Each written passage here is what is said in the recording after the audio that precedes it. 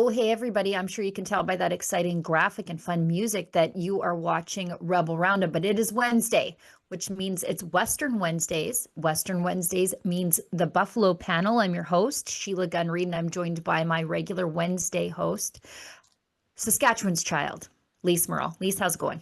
Well, hello, my beloved Sheila Gunn Reid. I am vibrating with excitement over our guests today. To say that this is an Oprah Winfrey full circle moment for me is not an understatement. You guys, just wait to see who we have on the program. It is going to be the best 1 hour of watching in the entire country, bar Yep. none. Can't wait to get into it. Yeah, and they've agreed both to stay long. As you know, on Western Wednesdays for the Buffalo panel, we usually bring in two thinkers, movers and shakers. Yes, thought leaders. Thought leaders. Great way to put it Yes. in Western politics. And as the kids say, today's show is going to be a real banger. I'll tell you guys, though, how you can get involved. If you're watching on YouTube, you can leave a super chat. That's their paid chat over there. It supports the work that we do because, as you know, we will never take a penny from any level of government to do the work that we do here at Rebel News. It would be a complete and total abdication of our responsibility as independent journalists. We would be contaminated. If you are watching us on Rumble, you can leave a Rumble rant over there. And for both platforms, if your donation is over the $5 US cutoff, it is hereby mandatory for us to read it and answer on air. If it's under that, we'll do our very best to get to it, time permitting. And if you are so moved by the spirit and my words to donate to the recorded version of the live stream on YouTube, they allow a paid comment over there. It's called a super thanks. So that's how you can support us. Now, let's bring in our guests. I am, like Lise, absolutely delighted to have Keith Wilson, convoy lawyer, property rights advocate, and I think Western independence advocate as well, I would say. And never before seen here on Rebel Roundup, but I hope that will change. We've got former Conservative MP Stockwell Day. He's also the leader, I should correct myself, leader of the Canadian Alliance, Her Majesty at the time's loyal opposition, Stockwell Day. Stockwell, I'm so pleased to have you on the show. As we were saying off air, my dad would have been so delighted to know that I'm speaking to you today. We've got a huge list of topics to talk about today, and I think we should just get right into them. And like the gentleman, I'm coming in a little bit cold to these topics, but I think they're topics on the top of everybody's minds. And so I guarantee we're full of opinions and insights. So this one has been sort of been flaming up online, and I'm not sure what my take is on it.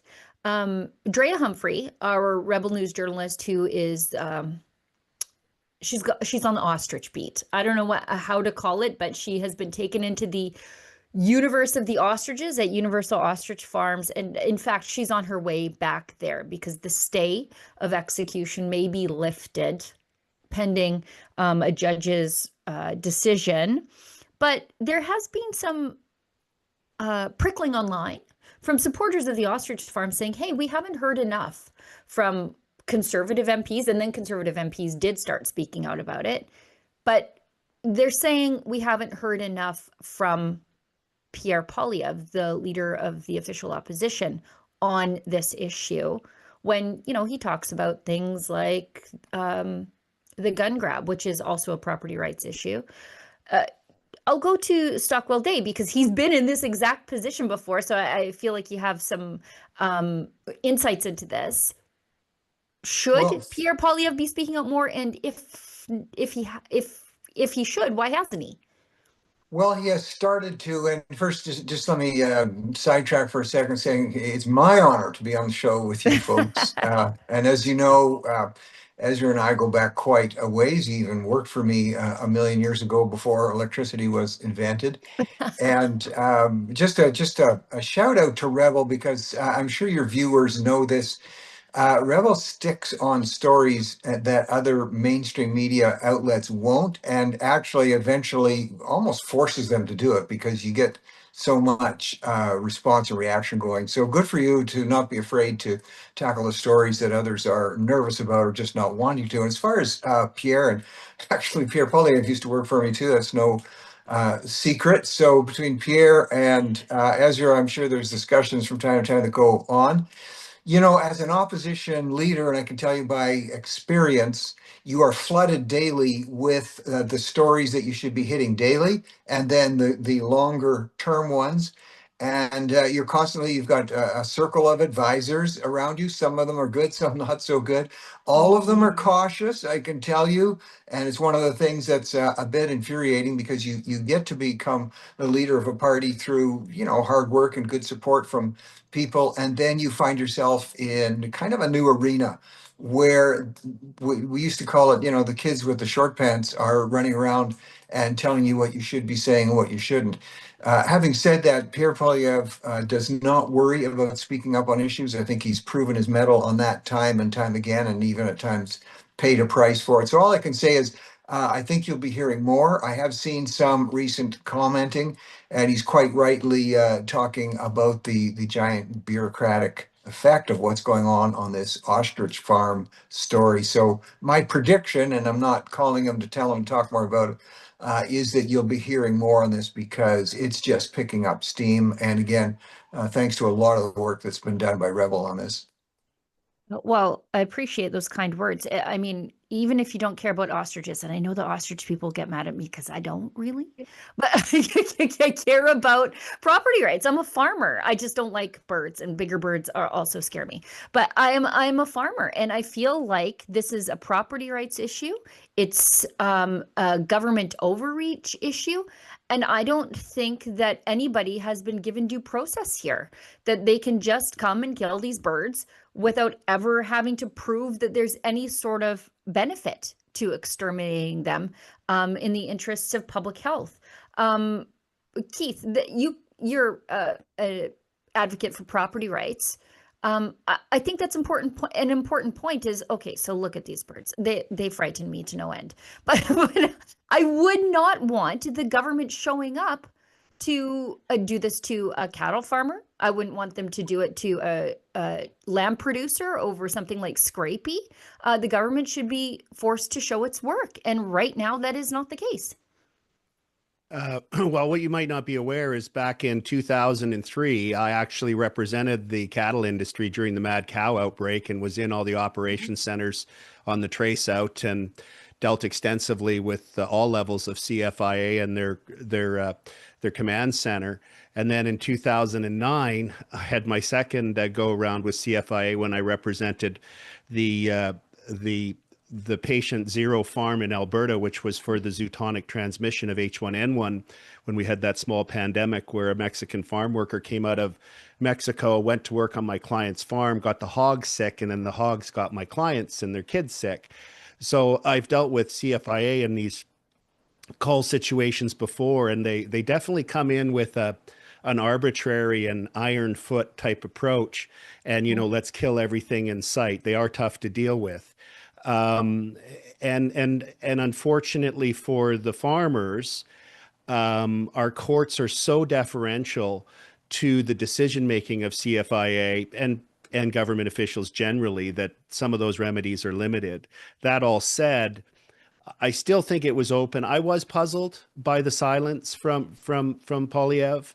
I couldn't figure it out. A lot of times I see when politicians do things because of my background, I go, oh yeah, that makes sense to me. That's counterintuitive, but that's what I would recommend as well. This one I didn't get. I'm glad that he may be speaking out now because I think the points on which he could emphasize is a concern about government overreach and a lack of collaboration or working with the farmers to find the least harmful outcome. So I think that would be a safe message for him, and hopefully we'll hear more. If I can just jump in on Keith's Sure. good comment there. And Keith, thanks. The work you've done over the years on these type of issues is just stellar. And there's less and less being done on it. We should be aware, I just saw a number, I think it was 860 or it might be 680, so don't quote me, but it's in the 600 to 800 figure. That's the number of judges that have been appointed by either Justin Trudeau or Mark Carney. That's a huge number of judges who would be appointed, who take let's face it, and let's say I'm willing to debate it, a culturally Marxist view of the universe, which is that government tends to be right all the time, and decisions should be made by a select few people. Having said that, it's interesting what the government's not willing to do, because there's been at least two cases. One is the lab in Vancouver, which you're probably aware of, which has said, listen, send us any of the samples, as many as you want, of the blood or whatever you take samples.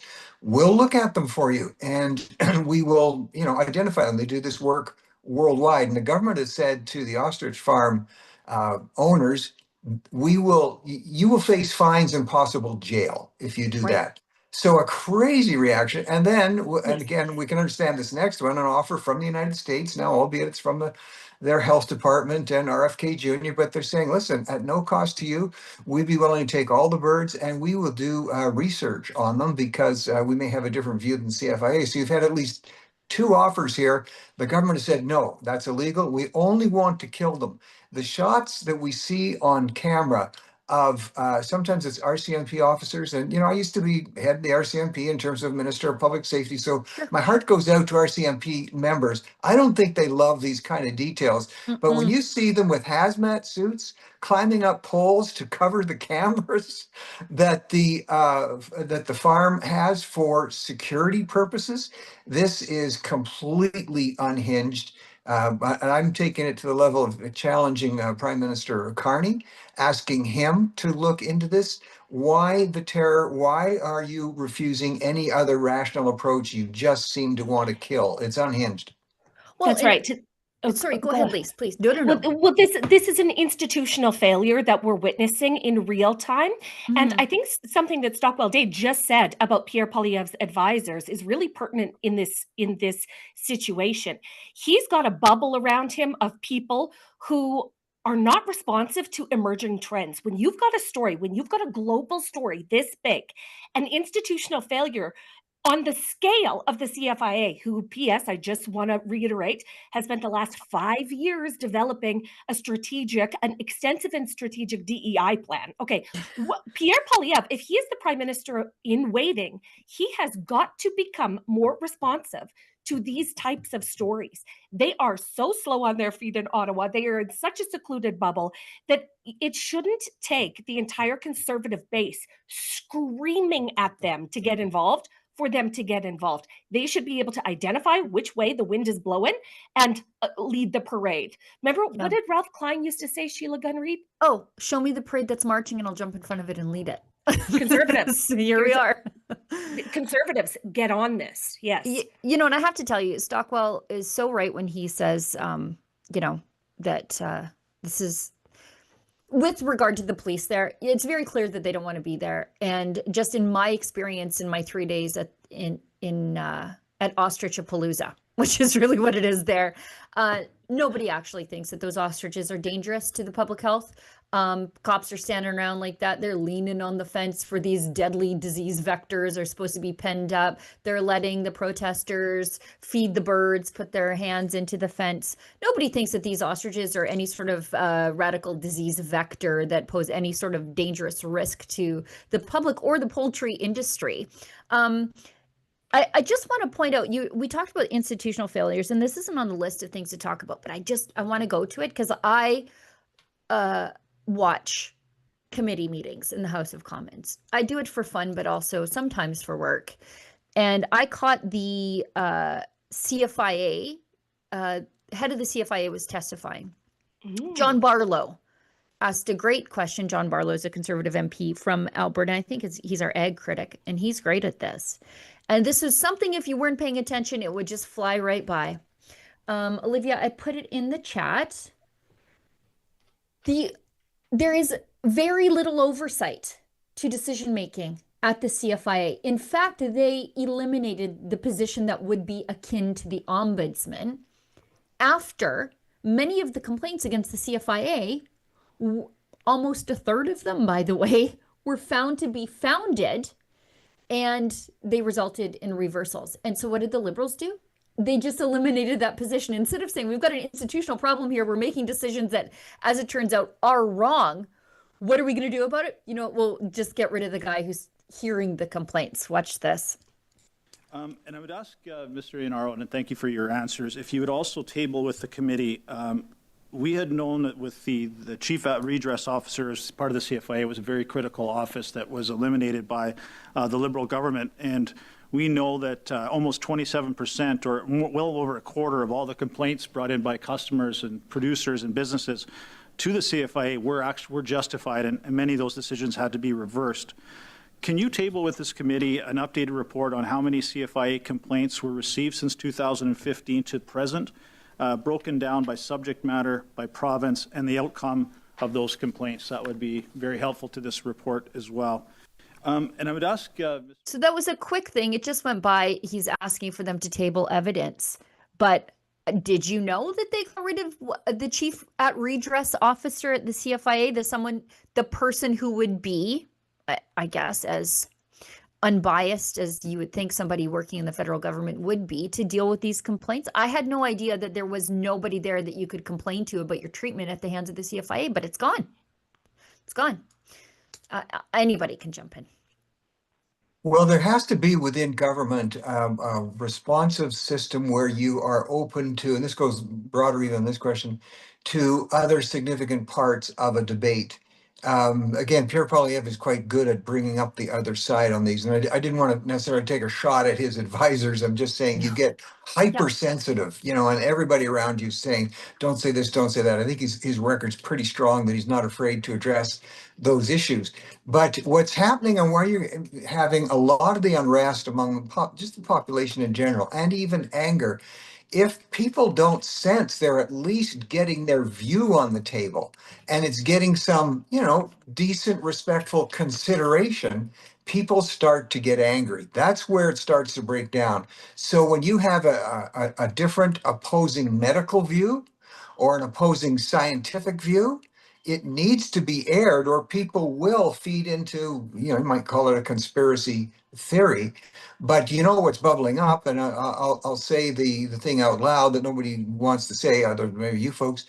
The whole issue or a lot of this fear goes to, well, what if the birds are researched? What if they do test them? What if it's found out that in fact they're not sick? What if it is found out that in fact they did develop herd immunity, as it's known, where something can hit a population, human or animal of another type, and some people initially die, and then there's a real rejuvenation, a natural boost, you could say, on the immunization side.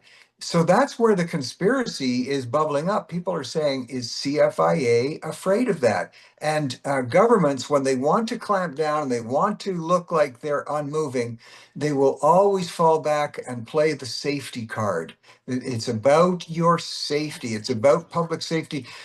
You know, that goes as far back as the French Revolution, when Robespierre was canceling people in the public square, and he had a unique way of doing that. As you know, it had something to do with losing their heads.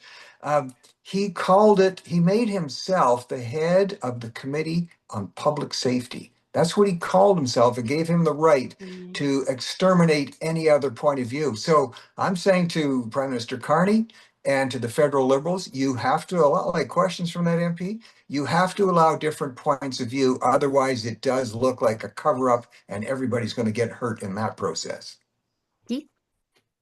Well, I've seen this evolution of what we've experienced in Canada. It's very disturbing. Everything's becoming tribal, and part of the Liberal government's sort of view of the world is that bureaucrats are, I'm going to overstate it to make my point, they're all knowing, all seeing, filled with truth, beauty, and goodness, and infallible. And they've expanded the bureaucracy, but they've also significantly expanded and continue to, when you talk about free speech things that I'm sure will come up later, expand powers. And so removing an accountability mechanism from the CFIA, given their broad discretionary powers, is part of this overall trend where we're seeing government get more powerful. But there's a huge ideological divide in our country where there are many people that are very comfortable with this and think it's a very proper role for government, and they have this blind trust that bureaucrats are all knowing and all seeing. So, we're in interesting times, and looks like the trend line is not one for optimism. Yeah, I would agree. I would agree. Let me just take a chapter from the book of the government of Japan after the terrible earthquake that took place there, 2011, the Tohoku earthquake, and then there was the problem with the nuclear plant in Fukushima. The government of Japan was even under international scrutiny, saying, "Are you doing enough? Did you have the right systems in place? How was your follow-up?" And you know what they did? They invited not just myself, but I was one person who was invited to go to Japan and spend a week there and meet with all the officials, any level, go into any department, ask any question, talk about any system that might have been working or not working. And they were saying, please take a look and tell us how we could have handled this better. Can you see a government approach from that in Canada where the government, let's say the CFIA would say, you know what, we're willing to take input, we're willing to be challenged. How could we have done this better? So that by taking an approach like that, you actually calm people down. And then you don't have revolution in the streets, but you promote, I'm saying this carefully, you promote, let's say, provocative actions by appearing not to listen to anybody else. So Keith's quite right. And I just agree with him wholeheartedly on that. Yeah, Let me give you a little vignette of what happened, for example, when I was dealing with the CFIA during H1N1 in 2009. And they were treating me and my clients like we were gnats, like just completely unresponsive. And after I triggered front page news coverage across the country back in the old day when we actually had reporters and journalists, it caused a meeting in Red Deer, Alberta, with all of these officials. And they were just going through the paces of meeting with me, the representative of this farm family that was in this terrible state of distress, being patient zero for the start of what was feared to be the pandemic. And back then I had a BlackBerry and I left it on vibrate. And throughout the meeting, it kept vibrating. And because it was all the reporters calling, trying to figure out what was going on and wanting to get a scoop on the story. And I intentionally ignored it. Like they all kept looking at it and I pretended like I couldn't hear it. And they completely blew me off for the entire meeting. And they were all packing up to leave. And then I said, it looks like the media has been calling me. What should I tell them? They all opened up their books again and sat down and they started to listen to me. And that's part of the problem we have now is that I can't do that because, even when I came back from the Freedom Convoy representing that situation, and I gave I think it was a Globe and Mail reporter, like an hour and a half. I let him ask me anything he wanted. And I said to him at the end, I said, you're not going to be able to do a story on this. He's like, no, I want to. I said, no, I know you want to. But because what I'm telling you is going to make the government look bad, your editors aren't going to let you publish it or they're going to cut it because they're going to look at you straight in the face and say, here's the choice. We either run the story and we get budget cuts. We let you go. You don't pay your mortgage because the government's going to be mad at us. They fund us now. Or we don't run the story. They never ran the story.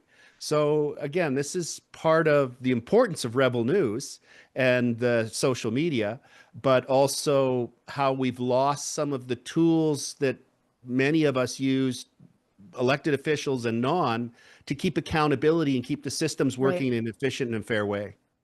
Yeah, you used to be able to threaten people with radical transparency, but now, the government holds the mechanism of the cover-up with the strings to the public purse when they dish out these subsidies to these failing media outlets who will never get the market correction they so rightly deserve for their mistruths and misinformation. Hey, we should hit an ad break and then let's come back and talk about what's happening in Alberta and more specifically the Imperial Oil layoffs and how the Liberals are shocked, I tells ya, that there might be layoffs in Calgary when we can't get any pipelines built.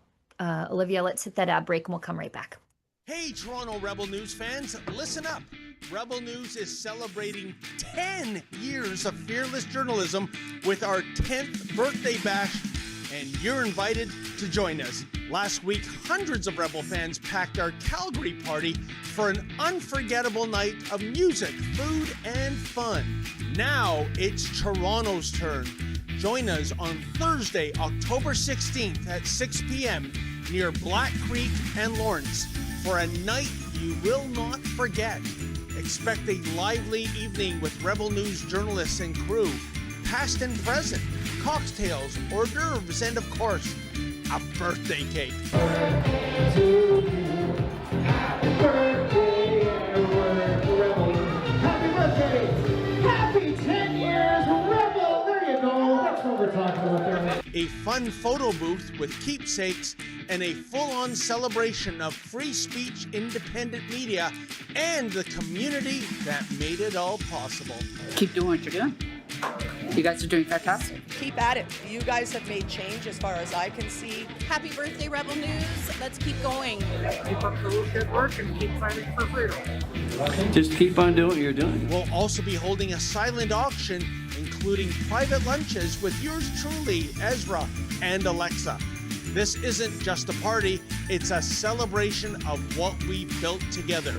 10 years of telling the other side of the story and standing up for freedom. Tickets are going fast. Grab yours now at happybirthdayrebel.com before early bird pricing ends at midnight on Friday, October the 3rd.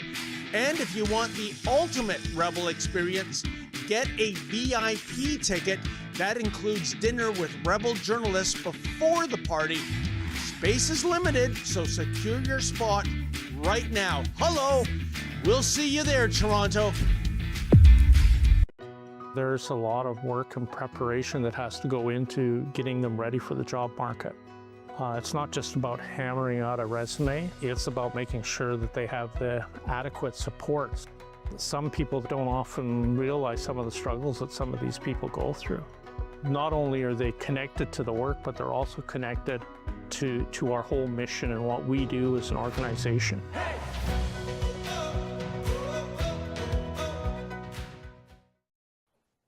Okay, we're back. I just have to do, give everybody a quick little message from our friends at the Wellness Company. Does your immune system feel compromised ever since COVID? A new study published in the Journal of Clinical Laboratory Analysis suggests you may not be in the clear even if you feel fine. Researchers analyzed blood from people who had recovered from COVID and found something concerning. Their platelets, which are essential for healthy blood clotting, were not functioning properly even months after recovery. Other studies have found lingering spike proteins in the bloodstream and organs, causing immune system dysfunction and even mitochondrial damage, whether from the virus or mRNA shots. This is why Dr. Peter McCullough developed Ultimate Spike Detox. This doctor-formulated blend includes nattokinase to help break down spike protein, bromelain to support immune health, and turmeric with black pepper to reduce inflammation and repair cells. Take back control of your health today and head to twc.health/rebel and use code REBEL to get 10% off plus free shipping. Again, that's twc.health/rebel and use code REBEL to get 10% off. It's time to own your own health. All right. Let's talk about what's happening in Alberta, shall we, folks? We've got a clip here of Premier Smith remarking on the Imperial Oil planned layoffs. They're shuttering their HQ in Calgary, which I think is a catastrophe. I don't think Calgary has ever fully recovered from the dark days of the Notley government with their commercial real estate downtown. At one point, I think it was 1/3 empty. And I don't think the COVID lockdowns helped that. She says it shows why more pipelines need to be built and to alleviate or to eliminate, I guess, the production caps. And she blames Ottawa for the uncertainty. Very disappointing. No one likes to see these kinds of consolidations, especially in our energy sector. I think it reinforces why it is we have to start building more pipelines and increasing production. The industry for the last 10 years has been hampered and hobbled by federal government decisions. And if we can realize the aspiration of building our pipelines north, south, east, and west, doubling our production, then there's a lot of opportunity for people to be able to get reemployed in this sector. But this is what happens when you have uncertainty. And this is part of the reason why we have to work very quickly to get to a resolution with Ottawa so that we can start building again. I know that the Imperial has indicated that there's I think a couple-year time horizon as they do these moves. And I just hope that everybody is taken care of from a severance point of view and that they get that kind of support. But there's no question it's very disappointing. Very disappointing. You know, just before, and any of you can jump in, it's pretty clear, given that these decisions happen over a long time frame, and then the execution of these decisions takes even longer, that Imperial Oil doesn't see any hope in the near to far future in Canada under Mark Carney. Stockwell? Well, the Premier, as she so often is right on this issue. So big picture here, and I'm astounded to see the Federal Minister of Energy shocked, disappointed, can't believe this is happening. He's going to look at punitive attacks on Esso and Exxon, when everything the federal government does, absolutely everything that has to do with energy, is it hammers these companies. The solution, and politicians need to be confronted with this, at least the federals, do you really want to see global emissions reduced? Are you really serious? You want to see that? If you do, you would allow for, as every way possible, the highly refined oil and gas products from Canada, noticeably LNG, to get to, for instance, pipelines to get that product to China, where they are right now. They still have blueprints. They are building 2,000 more coal plants in China because they don't have the LNG that could be available to them. In India, people by the millions exist. They heat their homes and in fact heat their towns in some areas by the manufacture of bales of dung, which is very harmful to breathe in, huge impact on the environment. Europe, the EU, finances Putin's war on Ukraine because they're forced to buy his oil and gas because they can't get Canadian LNG because the province of Quebec, isn't it nice that they've got over 90% of their power comes from hydroelectric, won't allow any kind of pipeline project going across their province. It wouldn't even hurt their province. Canada, I don't want to be hyperbolic about this. Canada could literally be saving some very bad world situations and lowering emissions by allowing these beautifully refined products to get to places like Asia and to the EU. The federal government stubbornly refuses to allow it to happen, and they don't care that this is going to hurt Calgary, it's going to hurt Alberta, and the world would benefit from our LNG with pipeline projects, and the feds will not let it happen. That's the big story. Keith? The ideologues are in control. They're blind to logic. They've demonstrated that. I mean, I remember a few years ago, my wife and I traveled to a country in Central America that's very impoverished. And one of the ways you could tell those who had more wealth than the others, and they all had virtually no wealth, you know, the fancy places had a tin roof as opposed to a bamboo leaf roof, is by where the smoke was. Because where the smoke was on the island was where people were cooking their food from dead leaves. And you would see the propane truck, the LNG truck, go through and sound its horn, and people would come with their their propane tanks type things and have them filled up so they could cook without shortening the lifespans of themselves and their children.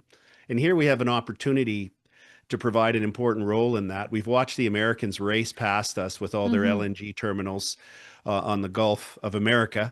and export some of our product and their product. It's just, it's so disturbing how the ideologues have been reelected consistently now for 3 elections, and are doing such damage. And I, you've had me on this show before, and I've indicated some reservation about, is Carney actually going to disengage from this ideological drive that we saw through the Justin Trudeau years? And I think we know the answer. He's had ample opportunity to repeal these bad laws. They're absurd policies. There's no way.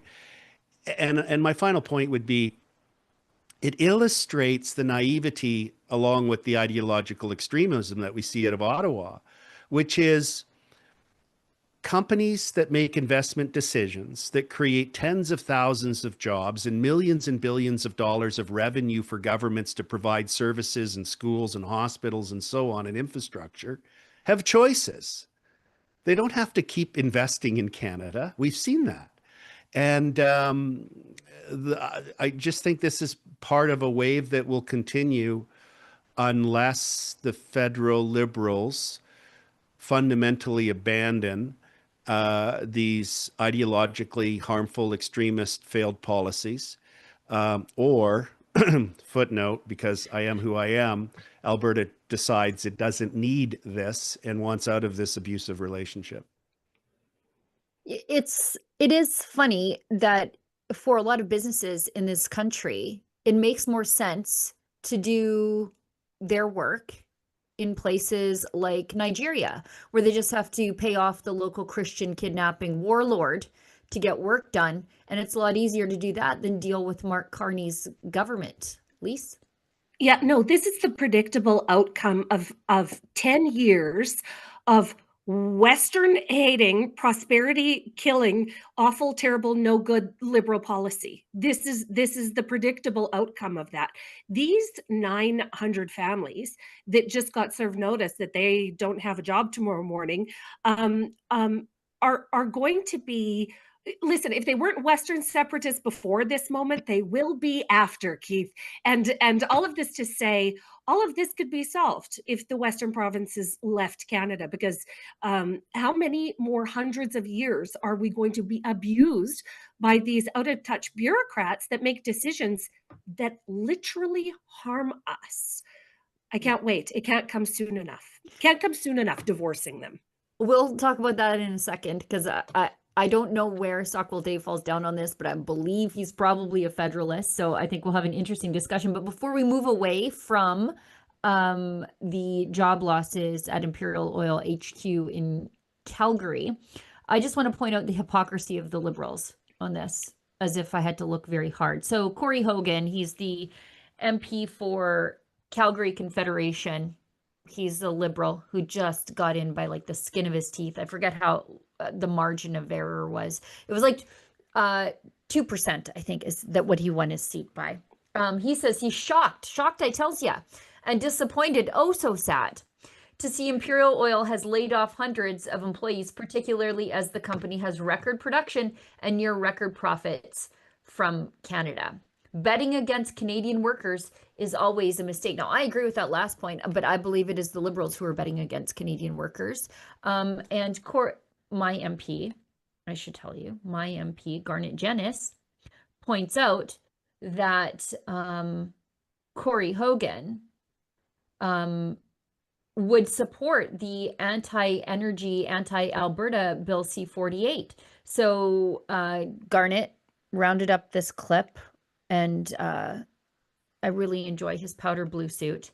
And he says Calgarians are facing a devastating job loss announcement at Imperial Oil, and yet Calgary Liberal Corey Hogan admits that he supports and would have voted for anti-energy, anti-Alberta Bill C-48, which is one of those bad pieces of legislation that Danielle Smith points to when we see layoffs like this. Let's watch this.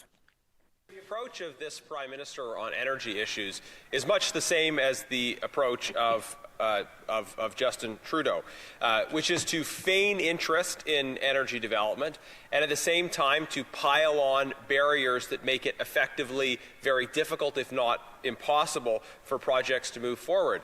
The member asked what our plan would be. When Conservatives were in government, we had major pipeline projects move forward. We had a fifth, the Northern Gateway project, approved, and the government passed Bill C-48, which was designed to kill that project. They piled additional regulations never seen before on any project on the Energy East pipeline, designed to prevent that project from going forward. And then they acted surprised when the private sector pulled back in response to the additional burden that the government imposed. So, Mr. Speaker, isn't this just more of the same Liberal approach to energy, which is to feign interest, but to pile on things like a production cap that makes it nearly impossible to move forward? The Honourable Parliamentary Secretary, the Minister of Energy and Natural Resources. Thank you, Mr. Speaker. So glad to have the opportunity to talk about Northern Gateway, which I noted came up in the opposition House Leader's remarks. The fact of the matter is that was a project that was rejected by the courts for failing to meet an environmental and consultation standard. And that, as a result, is why that pipeline ended up declining. Questions, comments? Time for a brief question. Member for Sherwood Park, First Saskatchewan, 20 seconds. Mr. Speaker, the Trudeau Liberals, very much the same as these Liberals, passed Bill C-48, which was explicitly designed to block pipelines from going to northern BC. Would he have supported Bill C-48 had he been in the House at that time? Parliamentary Secretary, 20 seconds. Yes, I think so. So, meet the new team, same as the old team. Bill C-5 is designed to expedite nation building projects. And now I think that nation building projects mean different things to different people. And when I see Liberals say that, they don't mean pipelines. They mean the massive windmill farms of tomorrow. Brookfield contracts. Brookfield contracts. That's what they mean. Yeah. Yes. Stockwell. Well, Garnet does a great job, as always, in terms of crystallizing an issue and bringing it forward. And that is, but that's been the federal Liberal, the centralist response for decades, unfortunately. And they say all politicians do it. I like to think Conservatives do it less in terms of saying one thing and doing another. But clearly, the legislation they're bringing out, they are beholden to an increasingly shrinking clique of individuals in academe and mainstream media who are beholden to, wonder working geniuses like Greta over there, is she from Sweden? They still think that those groups hold sway, and unfortunately, mainstream media does influence people who are busy, and I appreciate that organizations like yourselves are growing, and I'm glad to see that more and more people are actually getting both sides of the view. But while that continues not to happen sufficiently to move the undecided, and that's where how these decisions are decided politically, we're going to continue to get that centralist view, and they're going to continue to promote things, number one, that don't make sense other than outside of their own re-election chances. So they need to be held to account. You will not see them get held to account, like the Minister of Energy, for instance, or the Prime Minister, on that question on CBC. You won't see it.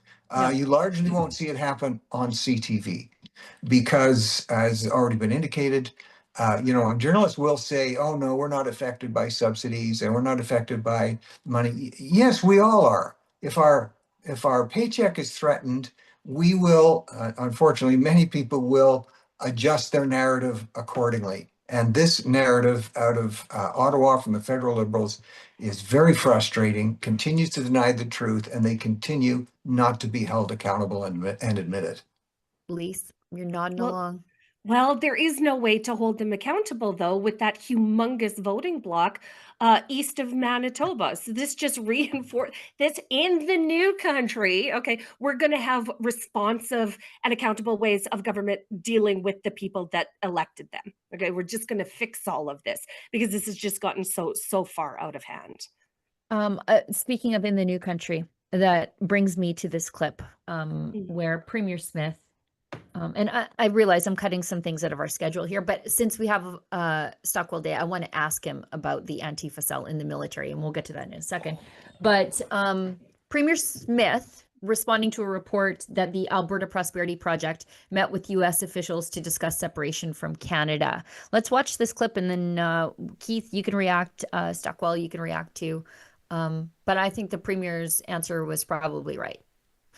The National Post has learned that leaders of the Alberta Prosperity Project just made a second visit to Washington, D.C., where they're speaking with unnamed American officials about potential plans for Alberta to separate from Canada. This question is for the Premier. Are you uncomfortable at all with essentially unelected private individuals having these sorts of discussions in Washington, D.C.? And does the APP at all reflect a substantial portion of the UCP's membership base? Well, I can tell you, we've done 10 Alberta Next panel discussions. We've had online surveys, and I've been clear through all of it. My objective is to have a strong and sovereign Alberta within a united Canada. That's what I've been working with the federal government under its new leadership to try to get a grand bargain, as I've been calling it, to get a new bitumen pipeline to the coast, the Pathways Project, and address the 9 bad laws.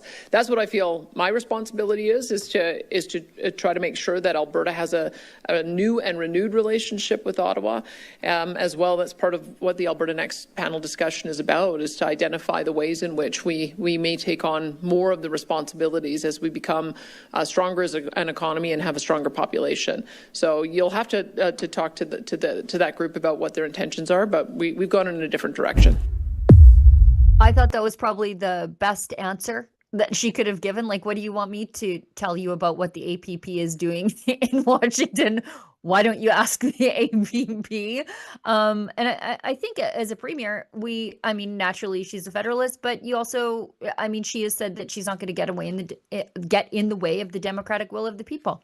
Perfect. Isn't that what we want? Let's go to Keith and then Stockwell.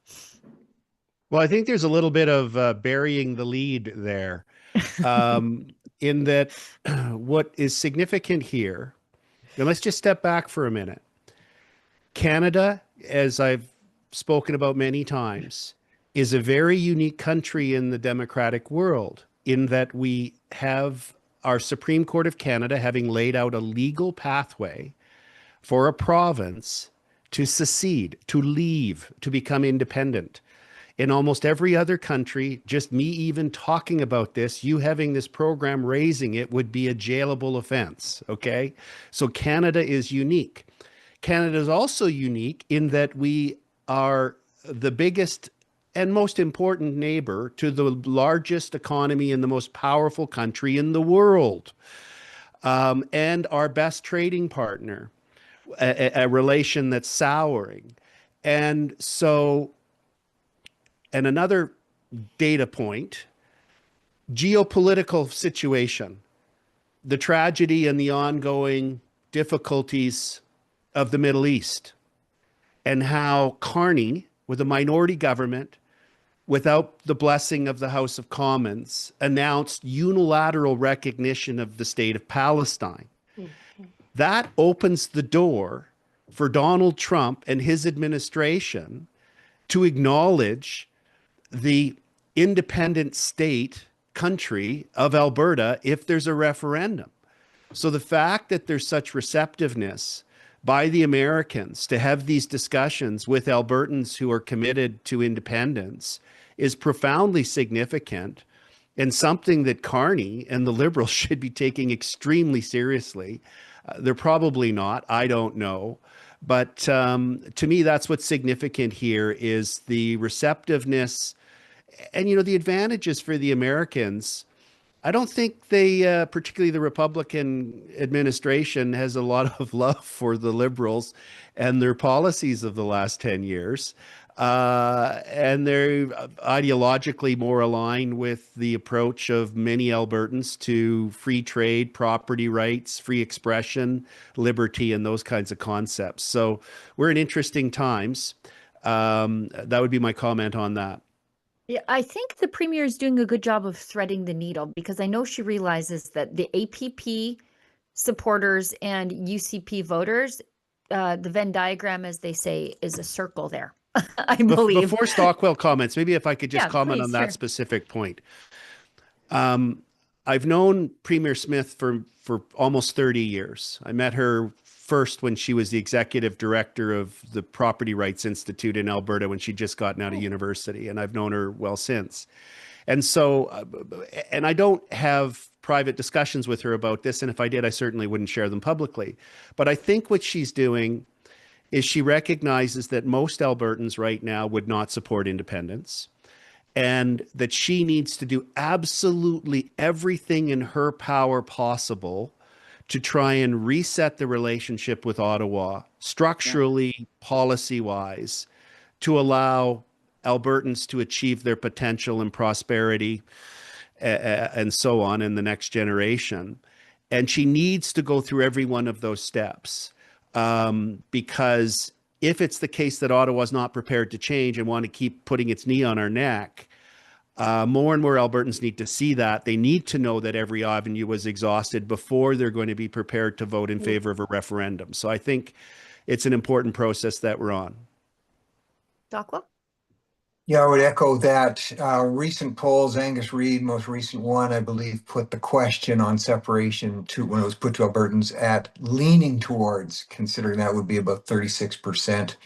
And among the United Conservative members, it's about 60%. So she's getting a lot of push from her own party there. She's also being realistic, and I've also had the honor of knowing her for many years, about the fact that, and I've said this to a number of occasions, and to my friend Dr. Dennis Modry just a few days ago.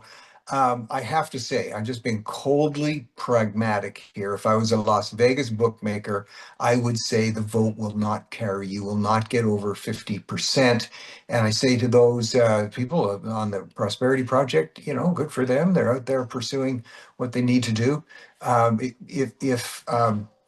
Keep that in mind, but they're going to keep pressing on. And so it's good for the Premier to be reminding Prime Minister Carney that you can't take this for granted. If Carney's just looking at the polls and saying, you know what, we're good, 30% are upset, that makes us happy, then you're going to be in trouble, because Jean Chrétien took that position in 1995. He said this was no big problem and almost lost the country by 0.5%. Let that sink in. In Quebec, it didn't carry. And so I don't think it will in Alberta, but it will be close. And I'm going to be, just pragmatic again on this thing. Do all we can, and she's doing all she can to influence the federal government. And now I'm going to sound just, brutally political. Without a federal Conservative Party, these things are just not going to get addressed. They simply are not. And I do think that when it really sinks in Ontario, which General Motors just announced, never mind Exxon, that's bad enough, that they're leaving Oshawa, they're going to Indiana. And it's because of the economy. Bill Clinton said it decades ago, before some of you on this panel were even born. It's about the economy, stupid. The numbers are going down as the Liberals' spending keeps going up, and as they continue to come out with more regulations. Every time there's another problem, they announce a new agency. Housing's a problem? Let's build a new agency. Projects not going fast enough? Let's not look at how you reduce regulations. Let's build a new agency. The economics are going to catch them. I do believe that. And I think you're right. Threading the needle could be the word for Premier Smith. But she's fighting aggressively for Alberta. There's no question about that. I do not doubt that. I know you gentlemen have hard outs at the top of the hour, so I just want to squeeze. Lise, we're going to talk after the guys go. Yeah, babe. Yeah. No problem. I want to talk to Stockwell Day because he was our public safety minister for 2.5 years under Stephen Harper. Seems so long ago. It was a wonderful time to be a Canadian back then. So good. But I want to talk to you about this because, as it turns out, thanks to a long and serious and hard Rebel News investigation, our Alexa Lavoie was able to uncover what appears to be an Antifa cell operating in the Canadian military out of Montreal. The man who threw the smoke bomb, allegedly, don't sue me, into the church where American singer Sean Foyt was holding a service, works for the DND. And then when Alexa confronted him with this, he summoned his fellow Antifa radicals and they assaulted her. Now, I've sort of put this in before the people who probably need to see it. I sent it to a couple of MPs that I know that are on SECU, on committee, but what should become of this? I mean, we have a military that has adopted wokeness at it appears to be at all costs, and the Liberals won't shut up about radical right-wing extremists infiltrating the military. But I do not believe that that is the real concern that they need to worry about here. Stockwell, I'll just ask you for your take, because you were our public safety minister. What should be done about Antifa, especially knowing that it appears to have infiltrated our military?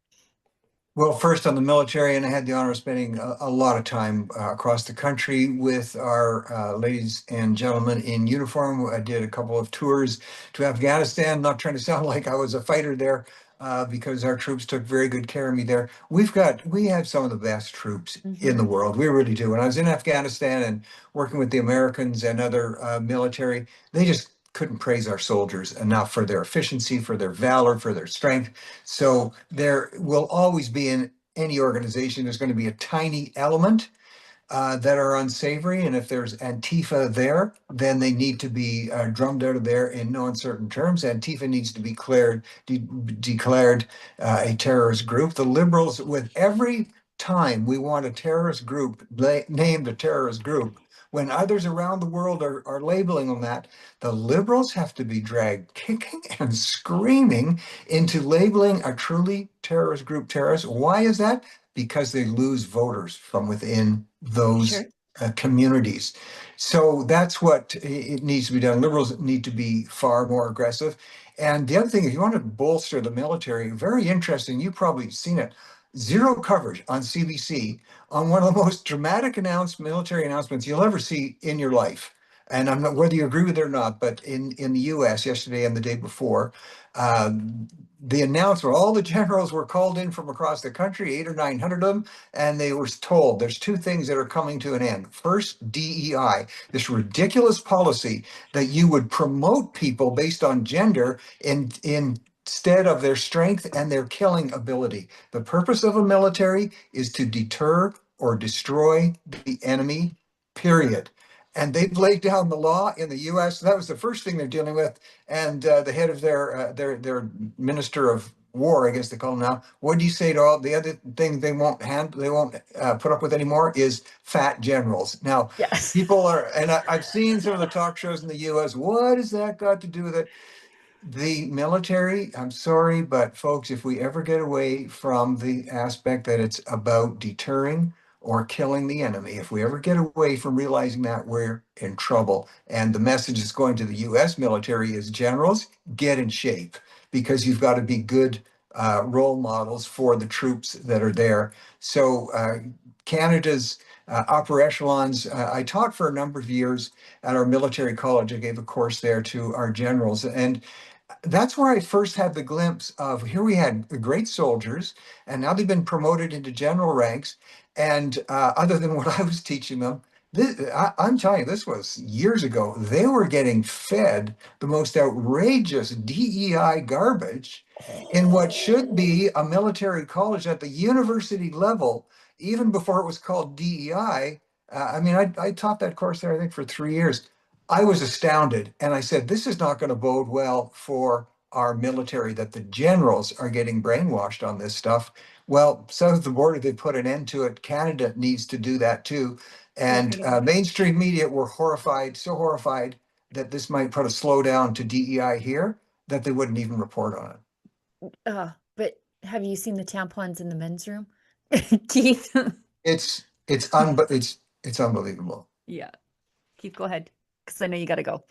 Yeah, I would say this, that, you know, what we've seen happen is that because the government funded media doesn't actually do investigations and journalism, Rebel News does now. And the other thing that yesterday revealed, because one of the things I'm struck by is Alexa found this guy. Yes. There was a clear shot of him, but the police didn't. Yeah. So now Rebel News is also doing the investigations that the police are refusing to do because of their ideological alliances. So it's remarkable to me that that person who engaged in such an egregious, dangerous act, and it had a terroristic element to it, right? Like it was ideologically driven. It was meant to disrupt a gathering in a church. It had a religious undertone, all of those characteristics. And there was such clear video of this guy's face that the police appeared to lift no finger. And in fact, if you watch the extended footage of Alexa's interactions with him, at one point, he goes up to a passing police car. Mm-hmm. This shows the level of corruption of our institutions. In fact, the police, I'll tell you behind the scenes, the police threatened Alexa with a harassment charge if she didn't leave the guy they weren't looking for alone. I watched that video like the Zapruder film.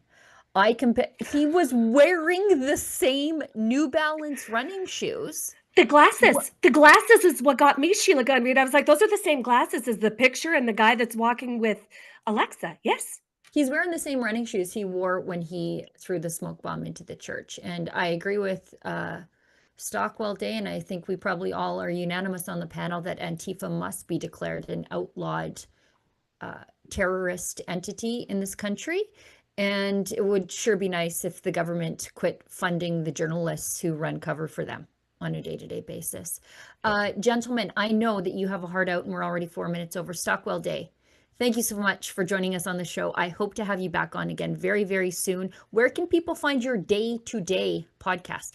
Thank you so much. I didn't want to be seen as, shamelessly promoting myself, but yes, day-to-day can be found. Go to X and find it there. And my daily podcast, which will not compete with Rebel, I assure you, we take a little different angle.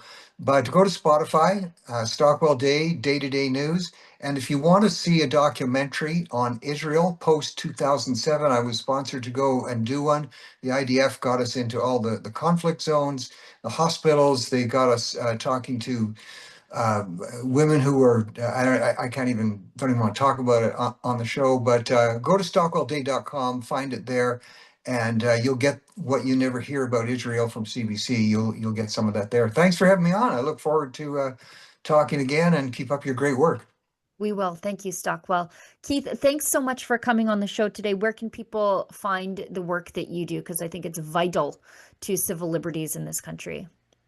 Well, the easiest way to follow my activities would be on Twitter or X at IK Wilson is my handle. Thanks so much, Keith. We'll have you back on again very, very soon. Thank you.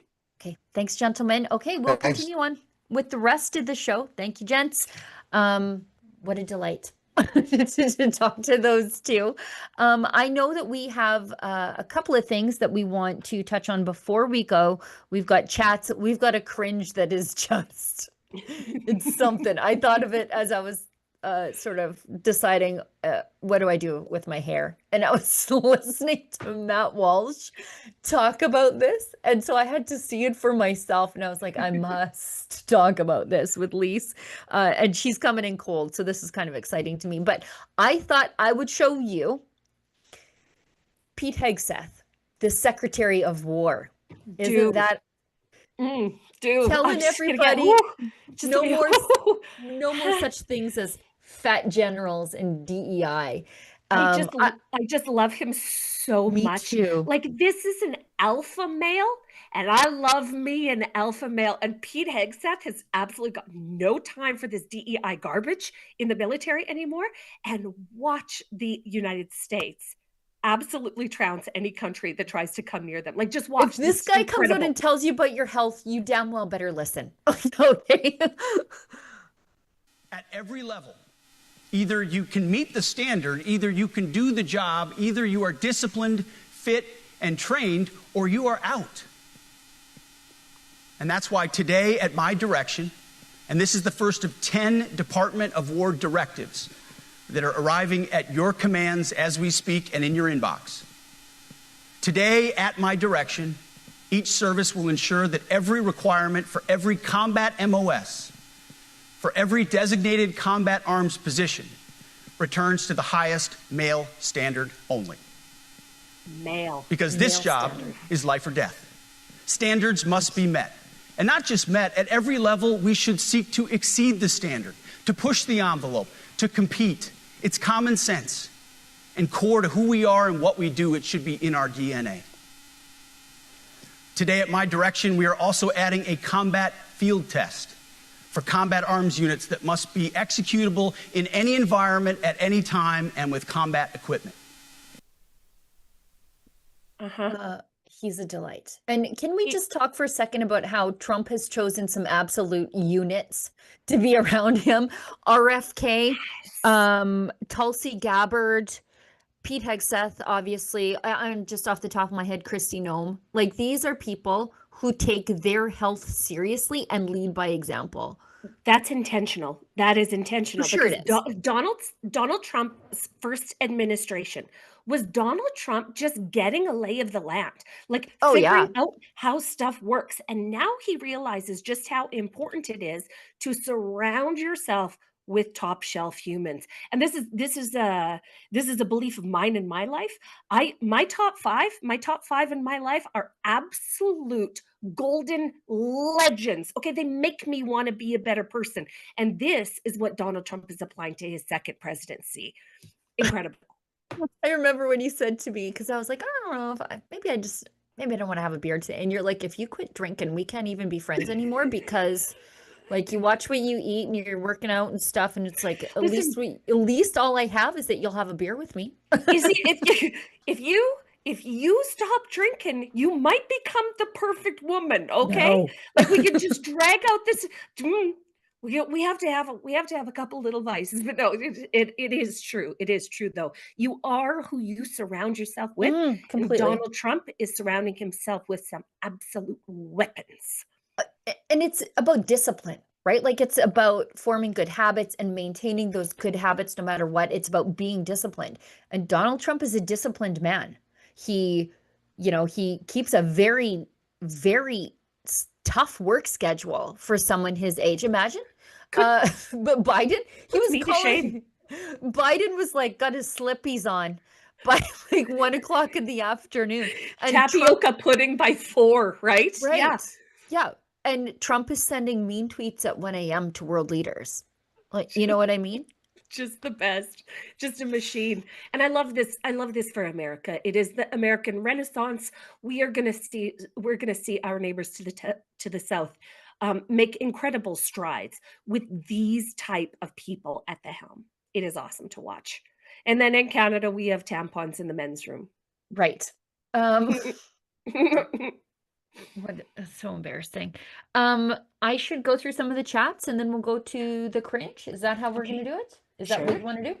I love chats and then cringe. Yeah. Okay. Couple of things I want to point out before we go. Is it tomorrow that is the sentencing for the Freedom Convoy? No, it's later. It's like the 7th. It's on the 7th. Yeah. 7th. That's when it is. Yes. It's on the 7th. That's right. And the reason it reminded me to talk about that is our friend Tamara Leach has become a premium member of our channel. Did you know that we have premium memberships here at Rebel News on YouTube? It's a great way to support us. You get ad-free content and plus members-only stuff and cool little emojis and things like that. And be cool, like Tamara Leach. Yeah, She's a premium member. Trendsetter. She's Yep. a trendsetter. We do what Tamara Leach does, and so. Yep. Also, Michelle James just became a premium member today, so thank you for Thanks to that. Michelle. Now, Silverfeet, who day by day Oh, I love this. has been giving us DEI initiatives to horrify us all and make us weep over our wasted tax dollars. When you're sending the government your GST as a small business owner, just think about where it's going. Yeah.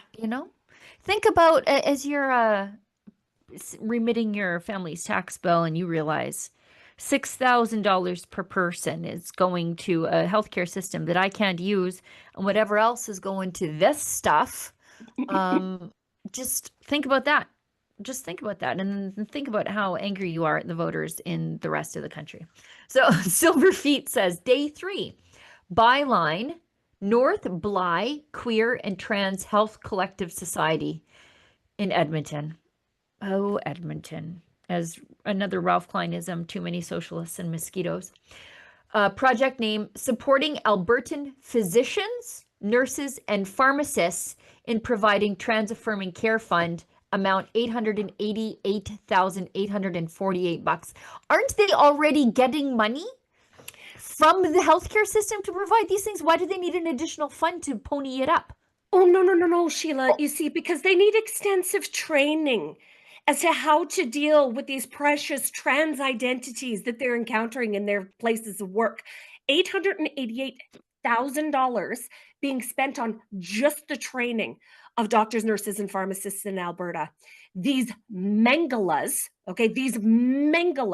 these sadistic, sociopathic lunatics who call themselves doctors and nurses and pharmacists who are interested in this kind of medicine, $888,000 towards them.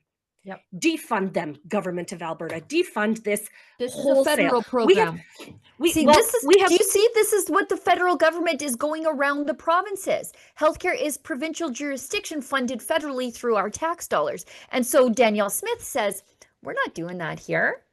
And so what do the feds do? They swoop in to help with a boatload of money to do terrible things to the people of Alberta, and especially Alberta's children. This is insane. And then you have these doctors who won't shut up about how they need to trans the kids. And of course, there's money in it. There's the money in it. You know, when people are saying, oh, well, they just get funded by the per service that they provide, it's neither here nor there for them. What's this then? What's this all about then? That's exactly right. Yes. Just a federal overreach to the nth degree. $888,000 just for the province of Alberta. Can guarantee you that there are bags of money going to every single jurisdiction in Canada on this issue right now. Every single one.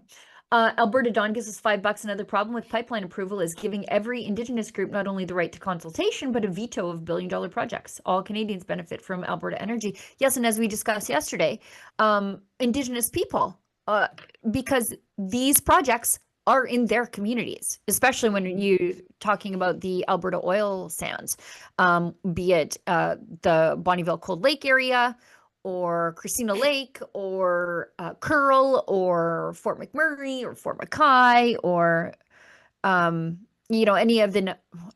I was going to give directions there. I'm like, well, you just take the Firebag Road. No, like I just start listing projects off the top of my head, and then I'm telling you guys all how to get there. Can you tell I'm from the oil patch? But the thing is, these projects are in their community, so you don't have to leave your community. You don't need to leave your support system, your family, your traditional way of life to have a good paying job that lifts you out of poverty.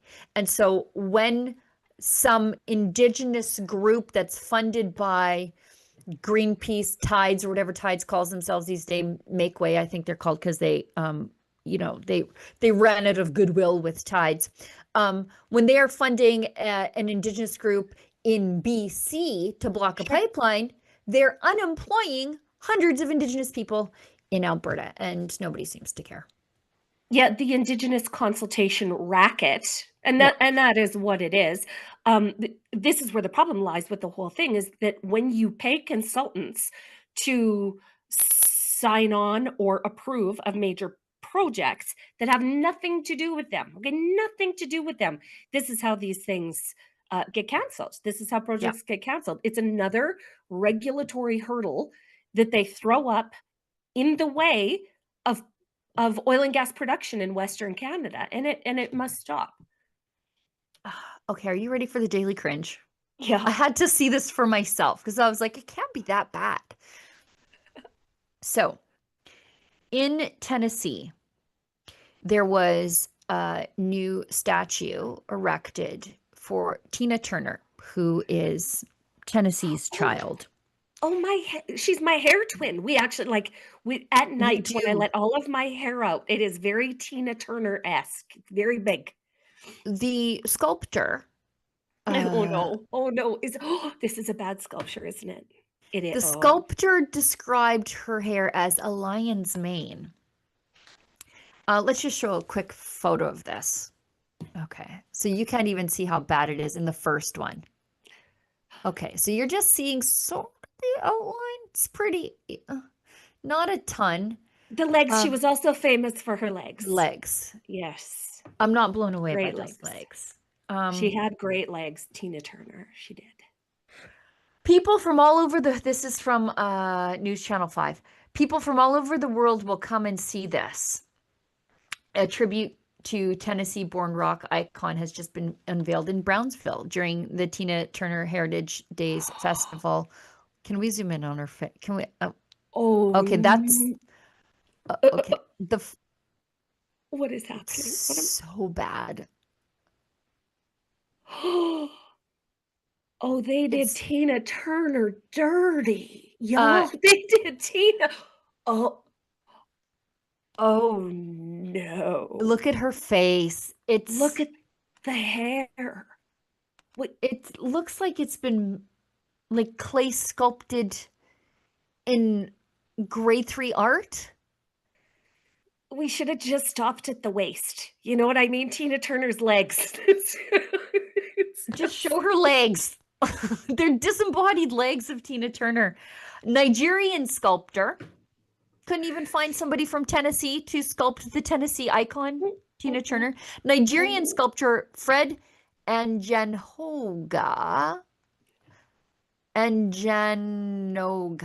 is the foreign sculptor behind the 10-foot bronze sculpture of iconic Black American-born Tina Turner. The sculptor oozes with contempt and jealousy because he has no worthwhile global icons. He used his elevated tethering to display his vitriol. I was digging around, and I think it was in USA Today. I don't know if I put this there. Her fans are like this. They described it as a travesty. Yeah. On USA Today, they said they ripped the newly unveiled statue as a travesty. She was simply the best, but fans are far from impressed with the new statue paying tribute to the late rock singer. She died in 2023 at the age of 83. So this is supposed to be unveiled, and it depicts Tina Turner mid-performance as she strikes a confident pose in a mini dress and high heels. The sculptor said he aimed to reflect Turner's ability to move dynamically on stage, the way she grasps the microphone with her index finger pointing out, and her hairdo, which the artist likened to a lion's mane. She looks like a claymation. Remember the California raisins? Yes. Like, that's what she reminds me of. Like, this is should have just stopped at the legs, sir. Should have just stopped at the legs. You know, I don't want to be a statue one day, because you know the pigeons. You know what happens with statues and pigeons, right? That's what's going to happen to this eventually. But somebody did Tina Turner dirty. Just someone's like, I'm sorry, but the Tina Turner statue is hilarious. I can't look at it without laughing. And that's my girl, but why did they do that to her hair? And then they go, did the artist even look at a photograph of the real Tina Turner? No, it seems like he got like a written description of what she looked like, and then just sort of like loosely based it off of that. She looks like a police sketch of the artist's first day on the job. It's so terrible. And the reason I'm talking about this was because Matt Walsh goes, what happened to art? Like, of all the things that we have been able to do for millennia, it's bronze statues, in fact. Yes. Like, when you look at stuff that's discovered that's 2,000 years old, 3,000 years old, where you could sort of get the ripples of the fabric, and you can in marble, like it is wild what artists used to be able to do with these. And then somebody did this materials, and that's like, you know, it was a real. You know what? I guess we can give them this. It's a really great statue for a first attempt at a statue. I want You to know know what I mean? what was paid for this. Like, if Oh, you do you just want to? I would guess somewhere around $100,000 because that's where all of these public art installations start at is $100,000. So then add on a couple tens of thousands of dollars for the artist because he is exotic. They picked an exotic artist to make oh, poor Tina Turner. like in ancient Greece, they were sculpting the human body with such accuracy in, you know, the 4th century BCE. Yes. And it's like we've forgotten even how to do art now.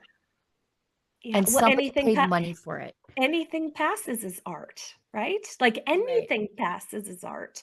So I guess this is what we get in Tennessee. I can't wait to go. Like now Yeah. we have to go to the. Hey, did I ever tell you about the time that my grandma got stuck in a statue? Oh, who was it? Who was it of? I got to tell you the story one day. But anyway, a statue with a man holding a microphone, and my grandma put her head between the statue and the microphone, and then got stuck. Did I tell you that?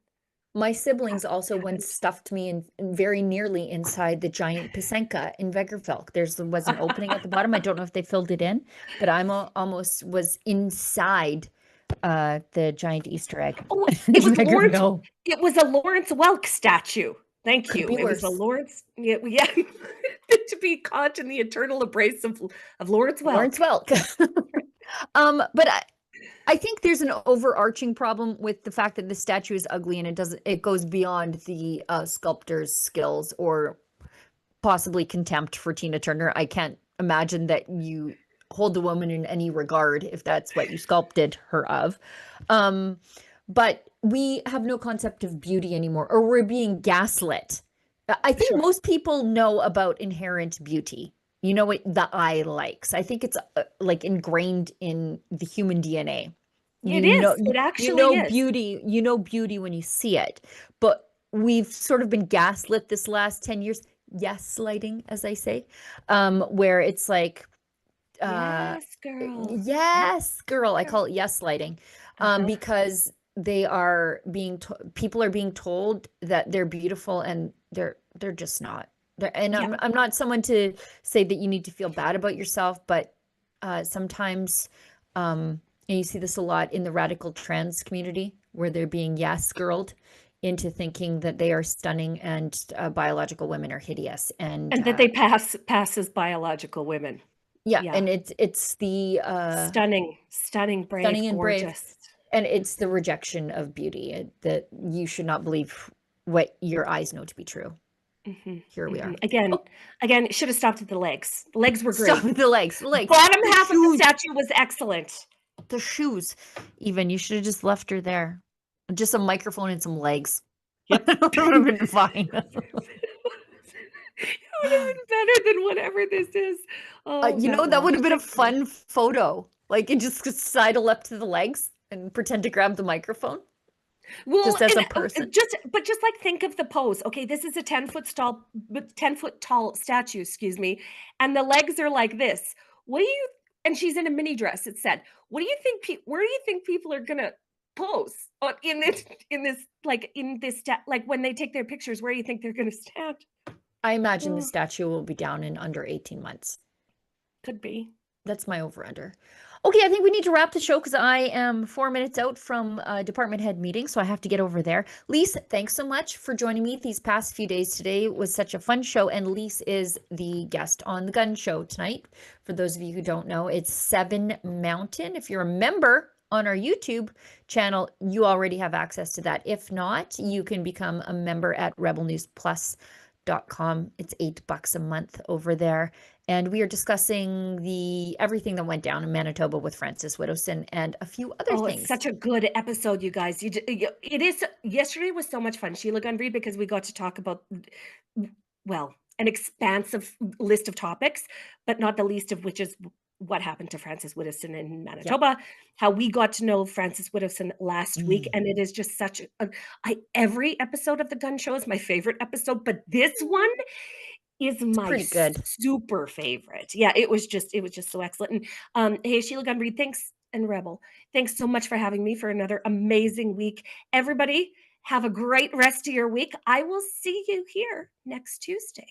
I don't know where I'll be next Tuesday. I could be at Ostrich Burning Man at Edgewood, BC. I don't know. I probably will be there if the ostriches are still on the right side of the dirt. I'll be there, but I've got Starlink, and I will do my best to host the show and meet all my work obligations from there. Thank you, Olivia, Efron, you guys who put the show together, and everybody who works behind the scenes to make sure that everybody's got the links that they need whenever they want to click on them. We couldn't do this without you. You make us look smart. Those of you who contribute to keep the lights on here at Rebel News, we couldn't do it without you. Those of you who do the very free and affordable thing of sharing and engaging with our content, it helps us get around the YouTube algorithm. It makes them serve us up to more eyeballs. And so we just appreciate you so much for that. And until tomorrow, if you find us offensive, maybe don't find us at all. Big news, Rebel News now has premium memberships on X, Locals, and right here on YouTube. For just $4.99 a month on YouTube, you'll get loyalty badges, custom emojis, and access to members-only chats during our live streams.